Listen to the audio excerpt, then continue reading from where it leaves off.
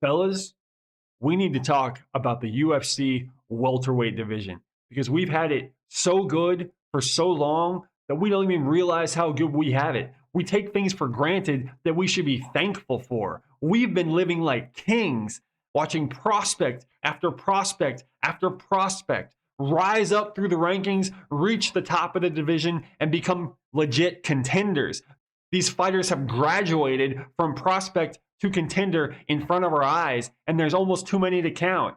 JDM, Ian Machado Gary, Michael Morales, Carlos Prates, Sean Brady, Shavkat Rachmanov, even Joaquin Buckley can get in here in this conversation. So much excitement. It's an excitement overload, and that was our day-to-day lives at 170 for the past few years. We've come to just expect it. But in all the excitement and all the chaos of all the new contenders, we forgot to look back to the unranked area. Because now, when everyone rose up at the same time, it left an enormous void, both in our hearts and in the unranked waters of the UFC's 170-pound division. There is nothing to be excited about except for one man on your screen right now. And no, I'm not talking about yours truly, although I probably could if I got in the UFC. I'm talking about the man to my left, Mr. Daniil Donchenko. So Daniil Donchenko, why should you be excited about this guy? Who is this guy? He's a 24-year-old kid from Ukraine. And if you heard me, 24 years old, that should have been ticking off your excitement meter because 24 and in the UFC is an impressive feat. The UFC is not like other pro sports where there's lots of guys in their early 20s in the sport. Being 24 in the UFC years are kind of like dog years. So 24 is like a baby. 34 is like one gray hair away from getting sent to the glue factory. It's its own beast. It's its own thing. Being in there at 24 is extremely impressive. He's also from the Ukraine. Now, I know a lot of American fans, sometimes you're not fans of guys from another country, specifically because they don't speak English. You say it's harder to relate to a fighter if you don't know what they're saying.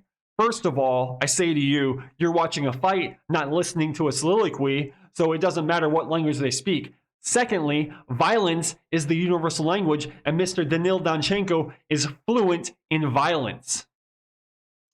Daniil Donchenko does also speak English, though, at a pretty decent level. He's very near fluent. You'll know what he's talking about. He has a bit of an accent, though, and the only way I can describe his accent is it's hilarious when he talks trash, but if this man were to beat you in a physical fight, you would be absolutely humiliated from losing a fight to a man that sounded like that when he spoke. Aside from where he's from, how old he is, and how he sounds when he speaks English, what else is there about this guy to be excited about? If you didn't know, he won the Ultimate Fighter 33, which there have been 33 Ultimate Fighter winners. It's hard to get excited about someone winning tough, especially when you've got guys like Ryan Loder who just get sparked out fight after winning the Ultimate Fighter.